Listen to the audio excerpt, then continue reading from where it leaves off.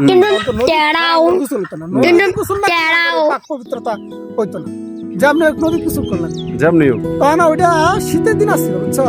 তখন আমার এলাকার বড় ভাই আশিকুল ভাই, সুমন ফরিদ, পরে আমার সাথে হেলাল, তারপরে আমি আসছিলাম শফিকুল, শহীদুল, পরে শফিকুলটা জানি কেন, শফিকুল ও না শফিকুল ছোট ফুলাফান কেন তখন নাই, তখন নাই। ও মাসুদ, রাসেল, রুবেল, তো অনেক বড় দুলন, বড়। অনেক পারা ফুলাফান। তখন এই যে মানে সকালবেলা নদীতে আসছে গোসল করার লেগে, কুয়াশা ভাঙ্গা গোসল করে আসছি নদীতে, গোসল টোসল করে সবাই আবার নতুন সাবান দিয়ে গোসল, কারণ ঈদের দিন নতুন সাবান লাগবে, গোসল নতুন সাবান লাগবে।